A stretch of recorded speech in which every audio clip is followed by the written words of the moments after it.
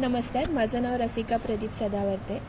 MAMCJ second year 3rd सेमिस्टरची विद्यार्थिनी आहे आणि डॉक्टर बाबासाहेब आंबेडकर मराठवाडा युनिव्हर्सिटीमध्ये मी जर्नलिझम अँड मास कम्युनिकेशन शिकत आहे. आणि माझा आजचा डॉक्युमेंटरीचा विषय आहे स्त्री समानता. आणि आपण ह्या विषयावरती आज चर्चा करणार आहोत.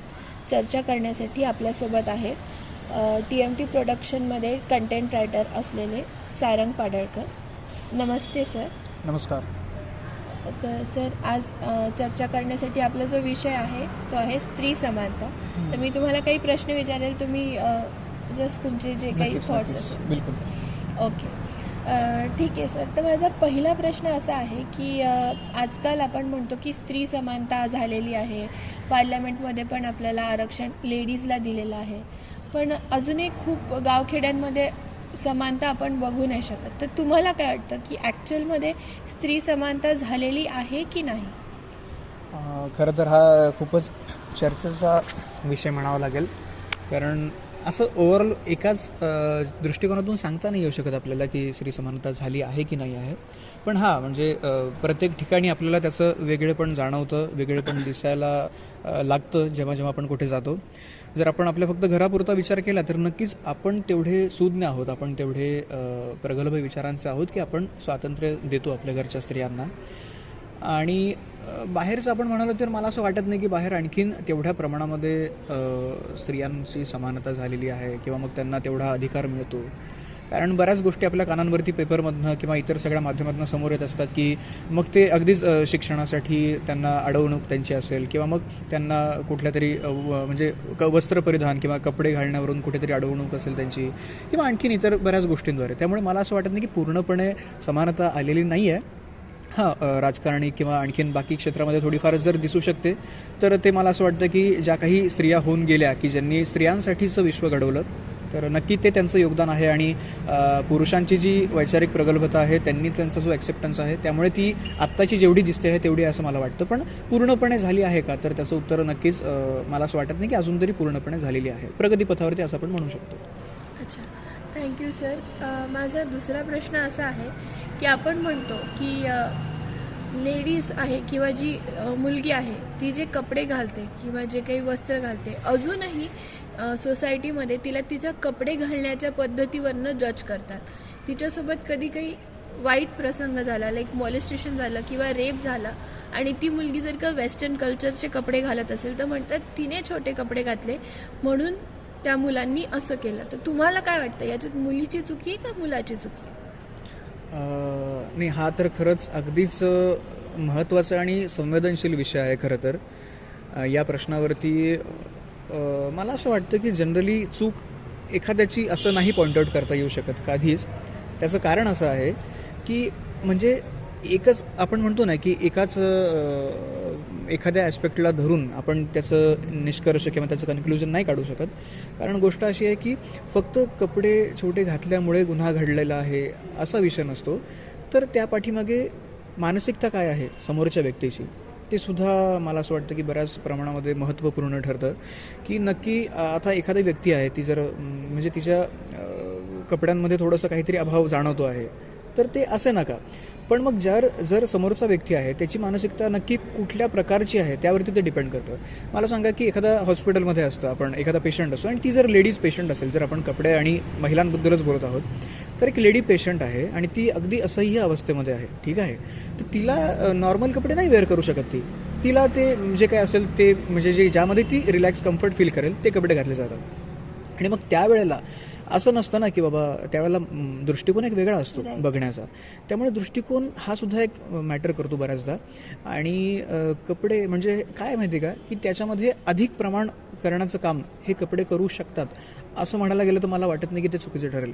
कारण काय, जर एखादी पूर्ण वस्त्रांनी झाकलेली जर एखादी स्त्री असेल, स्त्रियांबद्दल बोलतो आपण, की पूर्ण वस्त्रांनी झाकलेली स्त्री असेल, पण तरीसुद्धा समोरच्याची मानसिकता थोडीशी चुकीची आहे, तरीसुद्धा गुन्हा घडू शकतो. पण त्याच वेळेला समोरच्याची मानसिकता चुकीची आहेच आणि त्यातल्या त्यात कपडेसुद्धा समजा तेवढ्या प्रमाणात पुरेसे झाकलेले नाही आहेत, हां वेस्टर्न कल्चरचे आहेत किंवा तेवढ्या पुरेशा प्रमाणात झाकलेले नाही आहेत, तर त्यात काय होतं, अधिकची भर पडते. आणि मग त्यावेळेला त्यांच्या विचारांना उत्तेजना आल्यामुळे कदाचित त्याचा मानसिक समतोल ढासळून तो गुन्हा घडत असावा असं मला वाटतं. त्याच्यामुळे तुम्ही जो प्रश्न विचारला की चूक कोणाची आहे, तर असं सांगू नाही शकत आपण की चूक ह्या व्यक्तीची आहे की चूक त्या व्यक्तीची आहे. चूक त्या सिच्युएशनची असेल असं मला म्हणावं वाटतं, की कारण त्या सिच्युएशनला ती व्यक्ती एखादी कशा प्रकारे समोर आली आणि ती समोर आलेली असताना त्या व्यक्तीच्या मनात कुठले विचार आहे आणि कशा प्रकारे तो त्या दृष्टिकोन त्याचा कसा आहे आणि तो त्या सिच्युएशनला कशा प्रकारे बघतो आहे, संधी म्हणून बघतो आहे की त्याचा ताबा स्वतःवरती नाही, हे त्या क्षणावरती त्या सिच्युएशनवरती डिपेंड करतं. त्यामुळे याचं उत्तर याची चूक आहे का त्याची चूक आहे असं आपण नाही सांगू शकत. ओके. सर, आता जे आहे की शासनाने गर्ल्सची जी लग्नाची एज आहे ती 18वरनं 21 केलेली आहे. तर ही चांगली गोष्ट घडलेली आहे स्त्री लेडीज इक्वॅलिटीमध्ये. तुम्हाला काय वाटतं की is it a good decision made by government?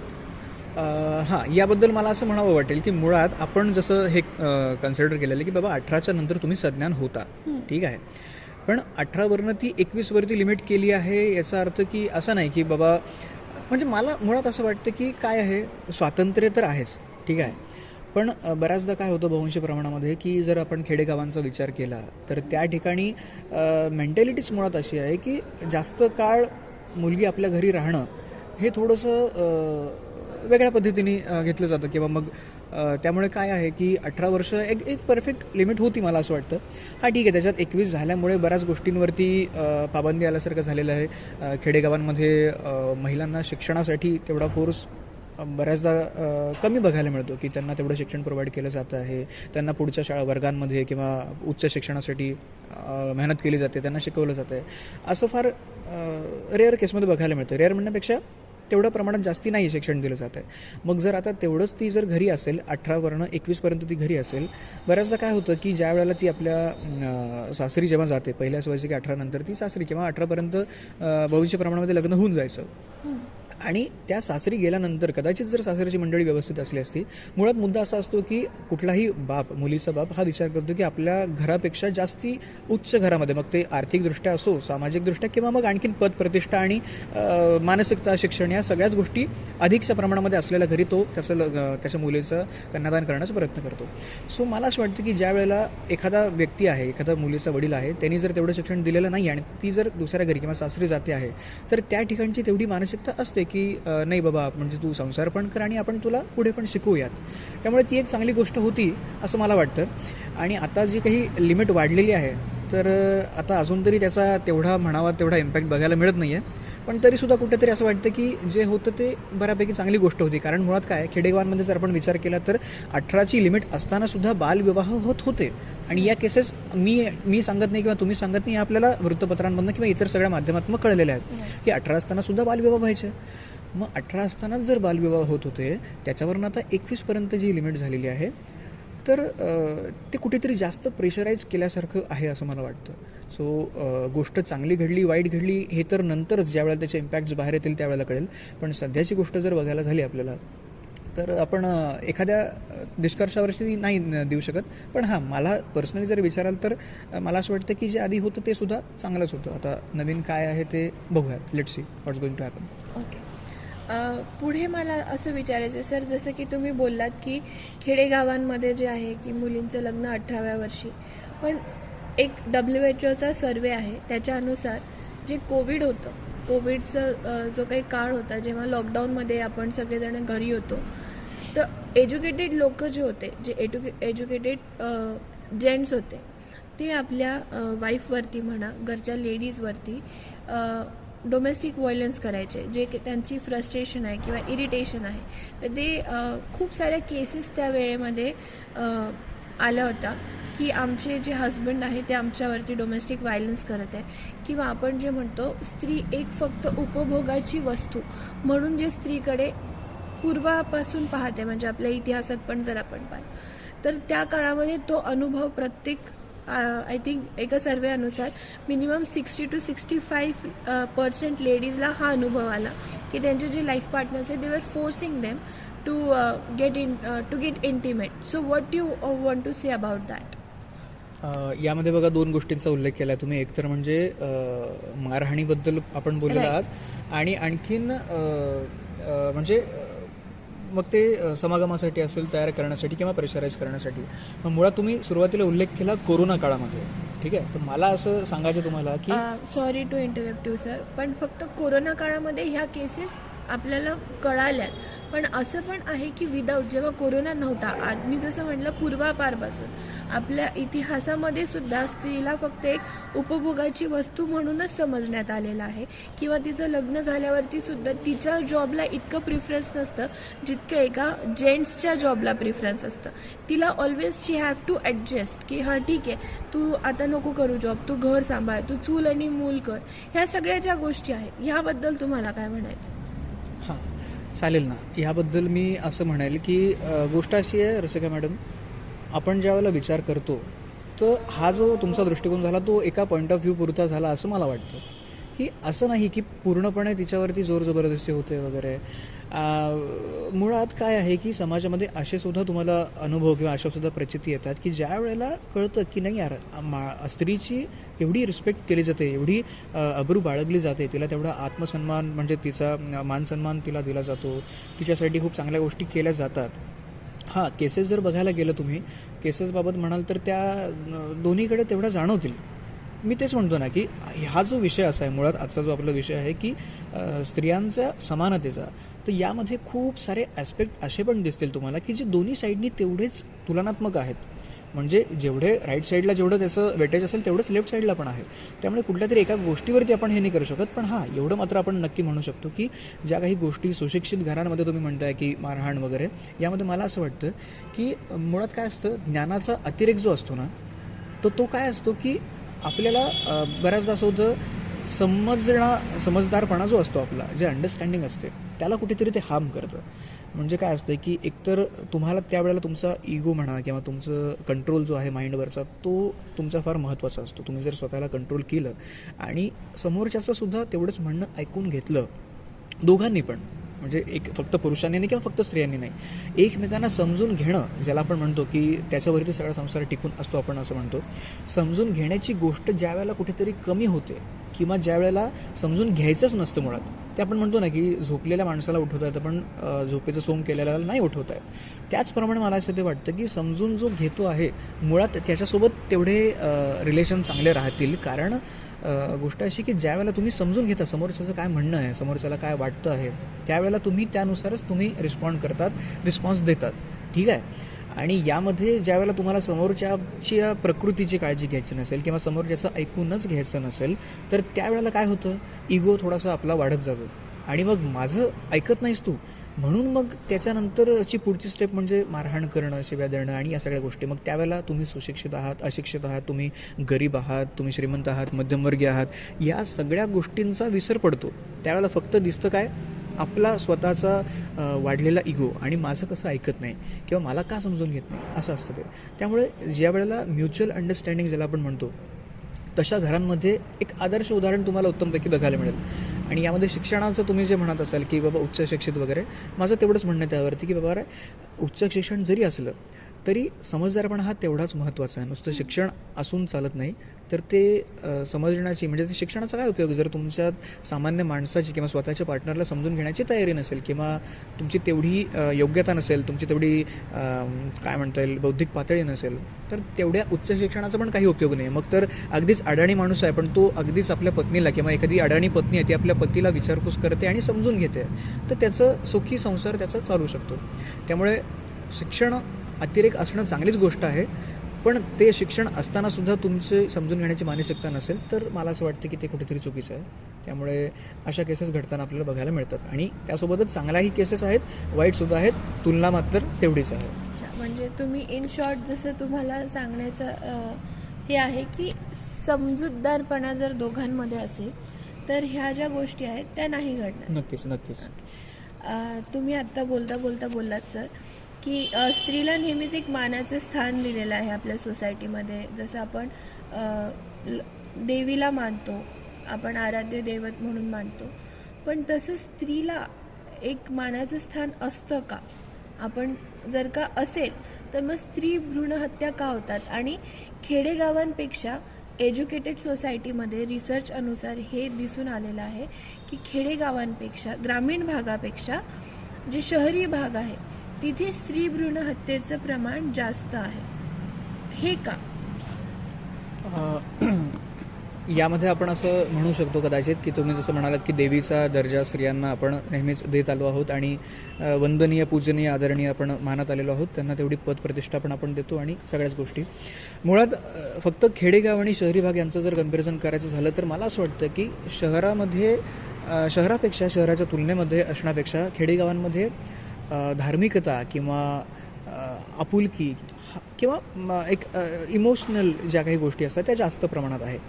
त्यामुळे दोन्हीकडे जरी स्त्रीभ्रूण हत्या वगैरे गोष्टी बघायला मिळत असल्या तरी खेडेगावामध्ये कम्पॅरेटिव्हली कमी आहे असं तुमचं म्हणणं आहे. त्याचं कारण हे असू शकतं की ज्या वेळेला एखादी मुलगी घरात येते त्यावेळेला ते अजूनही असंच म्हणतात की बाबा यांच्या घरी लक्ष्मी आली, यांच्या घरी लक्ष्मीची पाऊलं आली, आणि ते आणखीनही त्या गोष्टीला समृद्धी, सुख, भरभराट, कुटुंबाची प्रगती या सगळ्या कॅटेगरीमध्ये तोलतात आणि त्या अनुषंगाने बघतात.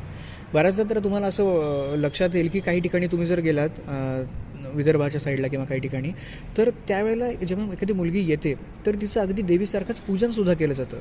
तिचे पाया वगैरे अभिषेक सगळं अशा प्रॉपर गोष्टींनी तिला मान सन्मान दिला जातो. कारण का? कारण ते अजूनही त्या सगळ्या गोष्टी मानतात, त्या सगळ्या रूढी, त्या सगळ्या परंपरा यांचे ते अजूनही पाईक आहेत आणि त्यांना त्या गोष्टी आवडतात. ठीक आहे. आणि जर कम्पॅरेटिव्हली जर आपण शहराचा दृष्टिकोनातून जर बघत आहोत तर आपण म्हणतो की नाही त्या सगळ्या काही गोष्टी खरं असतात का, किंवा मग शिक्षण जर माझं जास्ती झालेलं आहे तर ते सगळ्या गोष्टी खोट्या असतात वगैरे, आणि आपण एक सायंटिफिक अँगलमधून बघूयात किंवा बी प्रॅक्टिकल यार वगैरे, असं या सगळ्या गोष्टींकडे आपला कल झुकलेला असतो. त्यामुळे कदाचित खेडेगावांपेक्षा शहराचं प्रमाण ह्या गोष्टींमध्ये जास्त असावं. आणखीन एक गोष्ट म्हणजे काय आहे की मेडिकल फॅसिलिटीज या शहरामध्ये जास्ती उपलब्ध आहेत. ठीक आहे. मेडिकल फॅसिलिटीज जास्ती उपलब्ध असल्यामुळे काय आहे की करणं सोपं झालेलं आहे. पटकन आपण अबॉर्ट करू शकतो किंवा ज्या काही गोष्टी असतील मग ते बऱ्याचदा गर्भलिंग चाचणी करतात आणि नको असेल तर अबॉर्ट करतात ते लगेच. गोष्ट काय आहे की फॅसिलिटीज लवकरात लवकर उपलब्ध आहेत. ठीक आहे. आणि त्यानंतर काय आहे मग ते विचार करत नाही लोक मग लिगली करायचं का इलिगली, म्हणजे अगदी कुठल्या थरापर्यंत जातात हे पण आपल्याला बघायला मिळतं. त्या तुलनेमध्ये खेडेगावांमध्ये तेवढं प्रमाण नाही आहे. मुळात त्यांची इच्छा तशी नसते पण, आणि जर कोणाची असेल सुद्धा तरी फॅसिलिटीजचा वगैरे सगळा अभाव असतो. ही दुसरी गोष्ट झाली. तिसरी गोष्ट म्हणजे काय आहे की आपण म्हणतो त्याला जास्त प्रमाणात आपण आधुनिकीकरण किंवा पाश्चिमात्य संस्कृती वगैरे या सगळ्या गोष्टी, तर त्यामध्ये काय होतं इलिगली या सगळ्या गोष्टी पण होतात. मग ते विवाहबाह्य संबंधांमधनं असतील किंवा मग तरुणांमध्ये जी काही क्रेज असते त्यातून असतील. या प्रमाणात काय झालेलं आहे, एकतर तुमच्याकडे शहरीकरण आहे, त्यानंतर तुमच्याकडे मेडिकल फॅसिलिटीज अवेलेबल आहे आणि तुमच्याकडे ट्रेंड वगैरे या सगळ्या गोष्टी पण आहेत. झाल्यानंतर काय मग लगेच चेक करा, अबॉर्ट करा, ह्या पण गोष्टी येतात. आणि फक्त फॅमिलीपुरतं जर आपण विचार करायला झालो स्त्रियांचं, तर एक असं असतं ना सामान्यांची मानसिकता की बाबा मुलगी म्हणजे दुसऱ्या घरी जाणार आहे किंवा मग तेवढा आपला सांभाळ करेल का, किंवा अजून एक तो एक येतो ना भावनिक मुद्दा की वंशाचा दिवा वगैरे. तर ह्या सगळ्या गोष्टींचा विचार करता मुलींवरती जो काही अत्याचार होताना बघायला मिळतो त्याचं कारण तेच आहे. मुळात म्हणजे आपण म्हणतो संस्कृती जरी आपण खूप मोठी जोपासत असलो तरीसुद्धा आपली मानसिकता काय आहे हे तरी अजूनही मी त्याच मतावरती आहे की आपली मानसिकता काय आहे, आपला पॉईंट ऑफ व्ह्यू काय आहे बघण्याचा, तो सगळ्यात जास्त मॅटर करतो. आणि दुसरी गोष्ट अशी की जर माझ्या घरामध्ये मी जर कर्ता पुरुष आहे आणि माझी मानसिकता योग्य प्रकारे आहे, मी माझ्या आईला, मावशींना आणि सगळ्या लोकांना तेवढीच रिस्पेक्ट देतो, तर माझी पुढची जी पिढी आहे, माझं येणारं जे अपत्य आहे किंवा जे बघतायत मला जे अनुकरण करतायत त्यांच्यावरती तेच संस्कार घडतील ना. त्यामुळे स्वतःची विचारसरणी, स्वतःची संस्कृती आणि आपण करत असलेले संस्कार हे सगळ्या गोष्टींचं एकत्रितकरण जेव्हा होईल त्याच वेळेला आपण म्हणू शकतो की त्याचा इम्पॅक्ट म्हणजे स्त्री पुरुष समानता खऱ्या अर्थाने होईल. तुम्ही विचारलं होतं की भारतामध्ये आपल्याला असं बघायला मिळतं वगैरे, बघायला बऱ्याच ठिकाणी मिळतं. आणि त्यामुळेच काय की आपण असं नाही म्हणत की बाबा स्त्रियांना खालचा दर्जा म्हणून पुरुष प्रधान संस्कृती नाही, आपण म्हणतो कृषी प्रधान आपला देश आहे. सो काय आहे हां एक्झॅक्टली. तर त्यामुळे असं कोणाला तरी न्यूनत्व देणं किंवा कोणाला तरी महानता देणं असं नाहीच आहे. मुळात फक्त माझा मुद्दा तेवढाच आहे की आपले विचार, आपली संस्कृती आणि आपलं मत नक्की कसं आहे, आपण संस्कार कसे करतो आहे यावरतीच पुढील पिढीचं पूर्णपणे भविष्य अवलंबून आहे असं मला पर्सनली वाटतं. Okay. Thank you so much sir. आज तुम्ही जे काही तुमचे विचार सांगितले आणि तुमचे विचार जाणून घेणं याच्यासाठी इम्पॉर्टंट होतं की बट ऑब्वियस लेडीज जे आहे ते थोड्याफार फेमिनिस्ट प्रकारेच उत्तर देतील, म्हणून मला वाटलं की एखाद्या पुरुषाचा इंटरव्ह्यू जर स्त्री समानतेबद्दल घेतला तर तो जास्त इम्पॅक्ट पाडेल. नाही, बिलकुल बिलकुल नाही. आणि अजून एक गोष्ट मी अशी सांगू इच्छितो की हा विषय जो आहे ना तो फार संवेदनशील आहे, तो विषय नाजूक आहे. त्यामुळे या विषयाला हात घालताना कुठल्या तरी एका निष्कर्षावरती आपण पोहोचू शकत नाही. कारण काय, मुळात दोन दुवे वेगवेगळे आहेत. म्हणजे जी बाजू पहिली आहे तीच बाजू तेवढंच वेट प्रमाणामध्ये दुसरीसुद्धा आहे.